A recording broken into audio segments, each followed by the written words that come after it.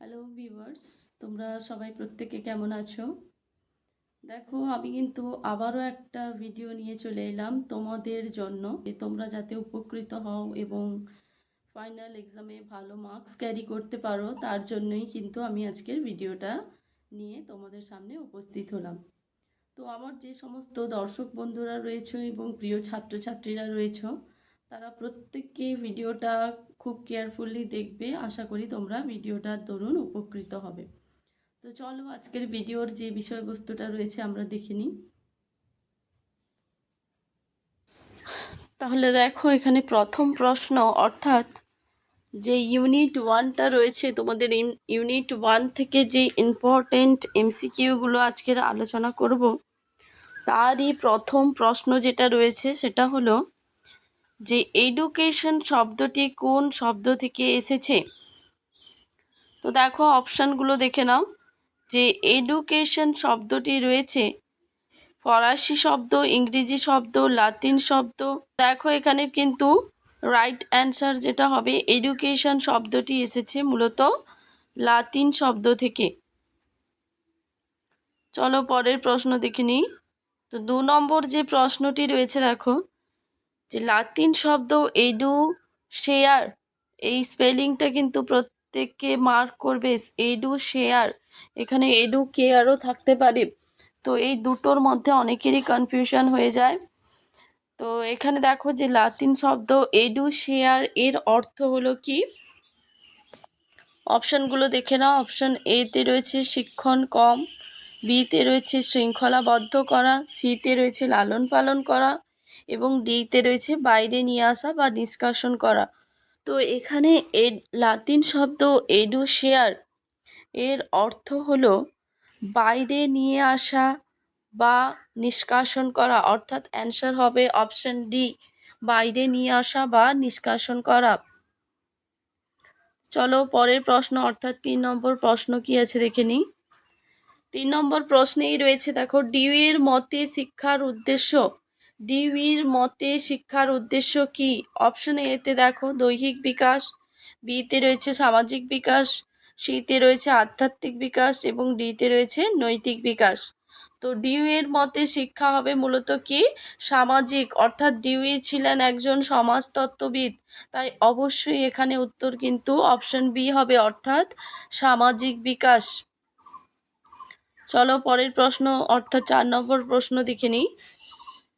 দেখো এখানে কি বলা হয়েছে, শিক্ষা একটি দ্বিমেরু প্রক্রিয়া, যার একদিকে রয়েছেন শিক্ষক এবং অপর দিকে রয়েছে, তো একদিকে যদি শিক্ষক থাকে অপর দিকে কে থাকবে?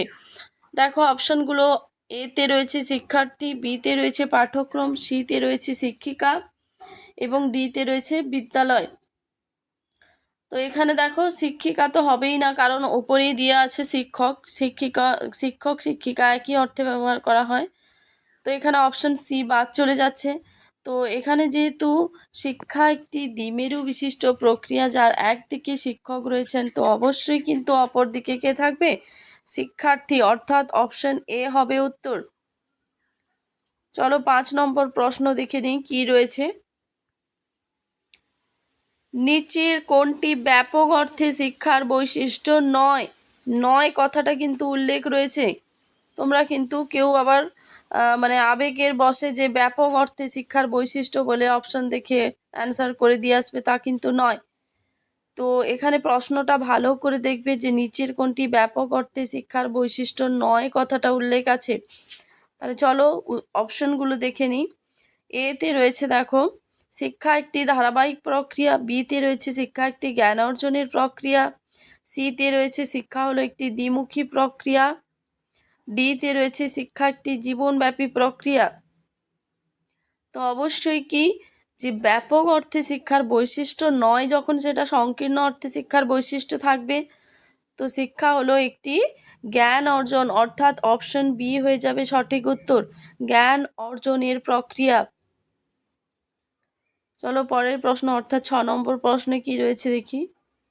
6 নম্বর প্রশ্নে রয়েছে দেখো সংকীর্ণ অর্থে শিক্ষা।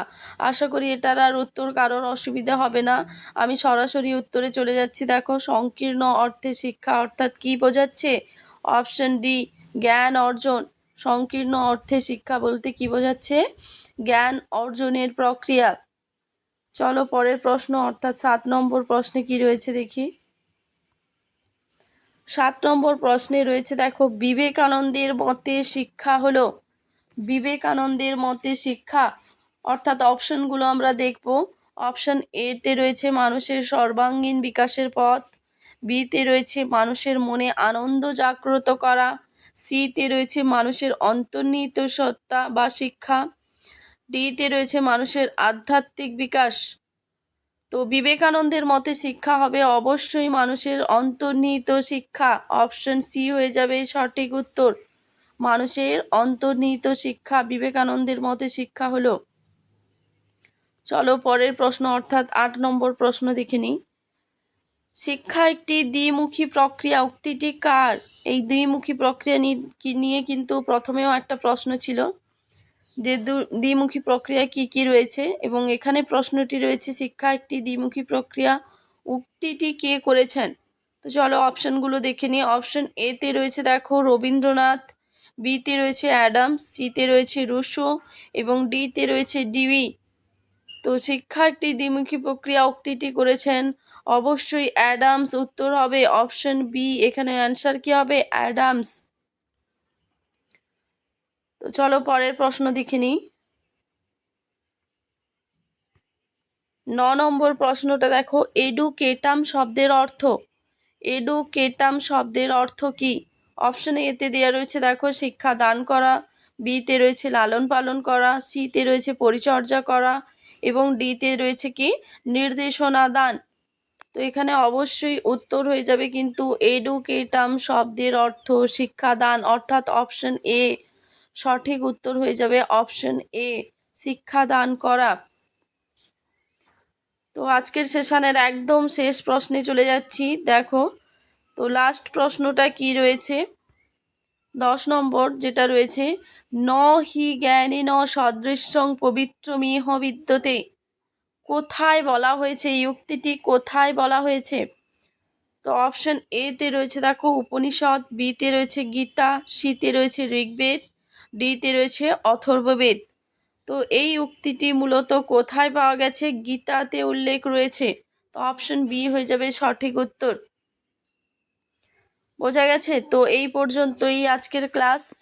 আজকের ক্লাসটা যদি তোমাদের ভালো লেগে থাকে তাহলে চ্যানেলটিকে প্লিজ লাইক করবে, কমেন্ট করবে, শেয়ার করবে এবং যারা যারা যে সমস্ত ভিউয়ার্সরা ভিডিওগুলো দেখছো তারা অবশ্যই কিন্তু চ্যানেলটিকে সাবস্ক্রাইব করবে এবং পাশে থাকা বেল আইকনটি প্রেস করে অল নোটিফিকেশানে ক্লিক করবে, তাহলে আমি যখনই কোনো ভিডিও আপলোড করব তোমরা সঙ্গে সঙ্গে ভিডিওটি কিন্তু দেখতে পাবে।